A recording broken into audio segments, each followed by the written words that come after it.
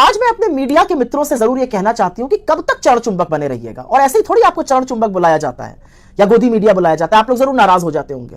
कर्नाटक की बात कर लेते हैं। 22 दिन के अंदर कर्नाटक में वोट पड़ जाएगा, लेकिन भारतीय जनता पार्टी की हालत खस्ता हाल है। कर्नाटक में बिल्कुल आईसीयू में है, जैसे दम तोड़ देगी।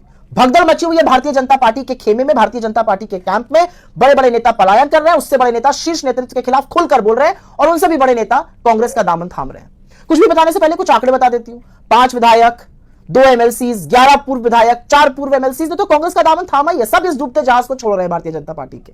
लेकिन former chief minister Shettar ji ने कांग्रेस ज्वाइन करी, former deputy chief minister Savadi ji ने ज्वाइन करी, former deputy chief minister Eshwarappa ji को तो भाजपा ने घर ही बिठा लिया, और इनके जो एमपी हैं सिटिंग एमपी सागना जी, उनका खूब जबरदस्त मनमुटाव चल रहा है, वो भी भारतीय जनता पार्टी छोड़ ही देंगे।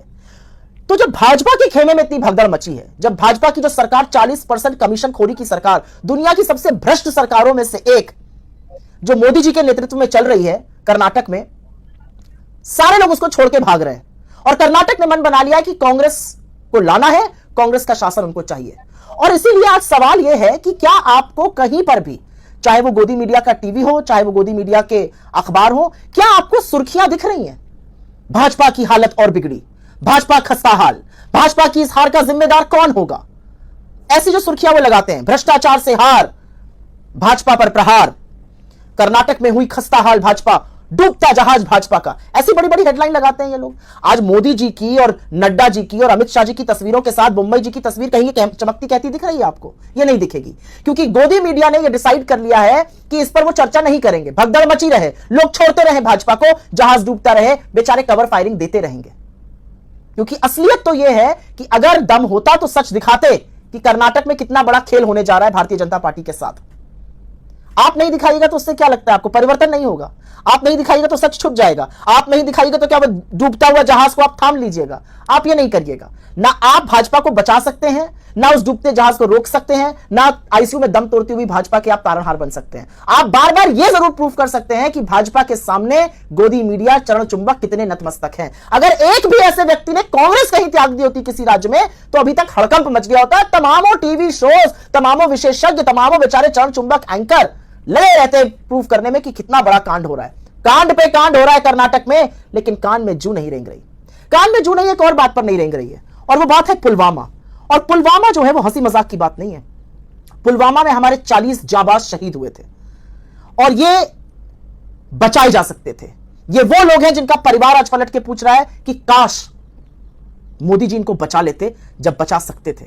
और ये बात हम नहीं कह रहे हैं, ये भाजपा के सीनियर लीडर, भाजपा द्वारा 4-4 राज्यों के बनाए हुए राज्यपाल, बिहार, मेघालय, गोवा और खुद जम्मू कश्मीर, जहां पर वो राज्यपाल थे जब पुलवामा में हमला हुआ, वो ये कह रहे हैं कि हवाई जहाज मांगा गया था, हवाई जहाज नहीं दिया गया, और इसके चलते ये आतंकी हमले की जो साजिश थी, ये पूरी तरह से कामयाब हुई। 8,000 करोड़ के हवाई जहाज में घूमते हैं मोदी जी, और एक नहीं 2-2 ऑर्डर किए हैं, और जवानों को 5 हवाई जहाज नहीं दे सकते थे।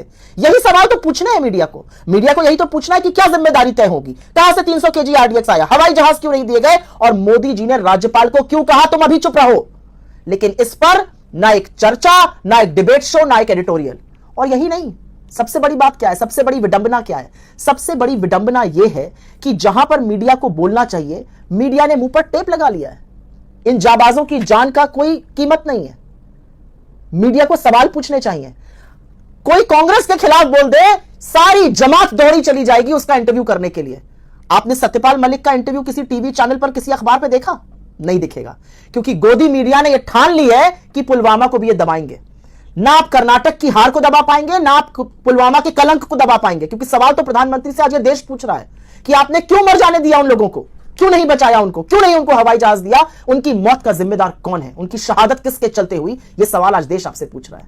तो मेरे मीडिया के साथियों, भारतीय जनता पार्टी के पत्तलकारों, चरण चुंबन कीजिए, नतमस्तक होइए, लेकिन उतना होइए जितने तक यह ना लगे कि जमीर पूरी तरह से बेच दिया। अभी तक तो गिरवी लगता था, लेकिन अब तो देश के जाबाजों पर भी जब आप चुप रह के कवर फायरिंग देते हैं तो आपने गिरवी नहीं रखा है, अब बिक चुका है। लेकिन ये देश भी देख रहा है। आप सवाल नहीं पूछिएगा तो क्या हुआ, देश तो पूछ ही रहा है ये सवाल।